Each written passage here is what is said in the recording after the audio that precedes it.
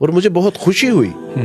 کہ جب میں نے یہ پڑھا کہ مرزا غلام احمد قادیانی صاحب فرماتے ہیں. اچھا عبد الوارث، ایک آپ کی زندگی کا ایک واقعہ ہے جب آپ نے اسلام قبول کیا تو ایک جو ہے وہ قادیانی جو ہیں انہوں نے آپ سے کوسچن کیا تھا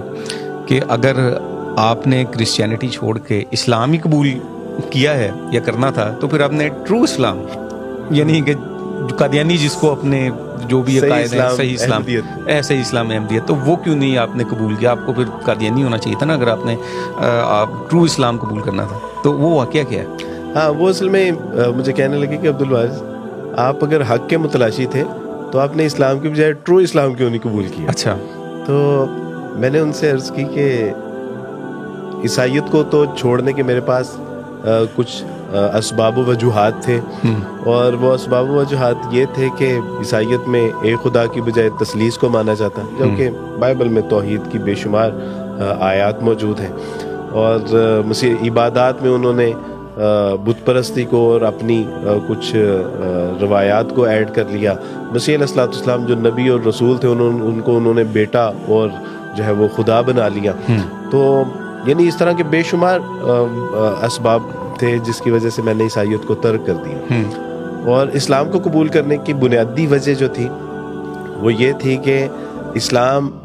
واحدہ و یکتا ایک خدا کا تصور پیش کرتا ہے کہ اس کے سوا نہ کوئی الہ ہے، نہ کسی کی عبادت کی جا سکتی، یعنی عبادت بھی خالصاً اللہ کی ہی کی جائے گی.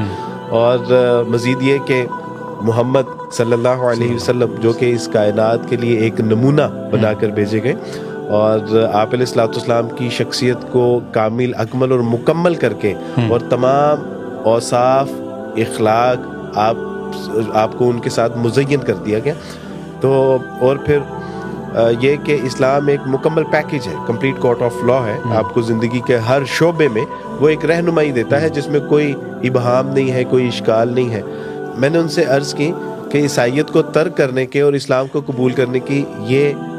اسباب و وجوہات تھیں. تو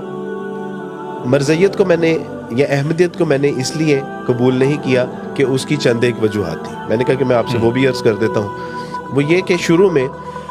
میں نے مرزا غلام احمد قادیانی صاحب کی کچھ کتب پڑھنے کا جو ہے وہ مجھے اتفاق ہوا، اور مجھے بہت خوشی ہوئی کہ جب میں نے یہ پڑھا کہ مرزا غلام احمد قادیانی صاحب فرماتے ہیں کہ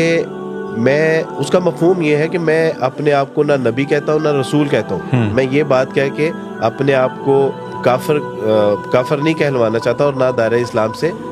خارج ہونا چاہتا ہوں. تو مجھے بڑی خوشی ہوئی کہ یار جو ان کے بارے میں ایک کانسیپٹ کریٹ کیا گیا ہے، ویسے تو یہ تو خود جو ہے وہ کہہ رہے ہیں کہ میں نبوت یا رسالت کا انکار نہیں کر رہا، اور انکار کر کے میں کافر نہیں ہونا چاہتا اور دائرہ اسلام سے خارج نہیں ہونا چاہتا. تو مجھے بڑی خوشی ہوئی.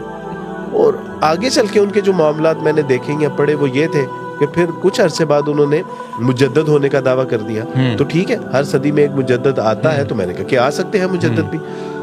لیکن آگے چل کے جو ان کے دعوے ہیں، ان دعووں میں ایک دعویٰ جب یہ سامنے آیا کہ انہوں نے مہدی کا جو ہے وہ ہونے کا بھی جو ہے وہ اعلان کر دیا ہے. پھر اس کے بعد مثل عیسیٰ، پھر انہوں نے کہا کہ میں مریم ہوں، پھر انہوں نے کہا کہ میں مریم سے خود ہی عیسیٰ پیدا، اور پھر محمد، اور پھر ذلی بروزی تک انہوں نے جو ہے وہ اکتفا نہیں کیا، بلکہ انہوں نے کہا کہ میں محمد سے بھی بہتر، یعنی محمد اپنی پہلے سے بھی جو شان ہے اس میں بڑے ہوئے ہیں. تو مجھے بڑی حیرت ہوئی. تو اس طرح کے دعوے تو مجھے ایک لمحے کے لیے لگا جیسے مرزا غلام احمد قادیانی صاحب شیزوفرینیا کے پیشنٹ ہیں. تو اس کے بعد جب انہوں نے میں نے یہ دیکھا کہ جو بندہ خود کہتا تھا کہ میں اپنے آپ کو نبی یا رسول نہیں کہتا، یا کہہ کہ میں کافر یا دائرہ اسلام سے داخل نہیں ہونا چاہتا، اب وہی شخص اپنی نبوت اور رسالت کے اوپر ایمان نہ لانے والوں کو معذرت کے ساتھ کنجری، سور اور حرام زادوں کی اولاد کہتا ہے. تو میں نے ان سے کہا کہ مجھے ان کے نبی، رسول، مہدی، مجدد ہونے پہ تو دور، مجھے ان کے ایک شریف انسان ہونے پہ بھی جو ہے وہ شک ہونا شروع ہو گیا کہ وہ کیا ایک شریف انسان بھی تھے کہ نہیں تھے. مزید ایک بات جو ہمارے استاد مولانا مفتی حسن صاحب فرماتے ہیں وہ کہ انہوں نے کہا تھا کہ اللہ کے دین میں اور محمد رسول اللہ صلی اللہ علیہ وسلم کے اخلاق، معاملات اور کردار پہ آخر کمی ہی کس چیز کی تھی کہ جس کو مرزا غلام احمد قادیانی صاحب پورا کرنے کے لیے آئے تھے؟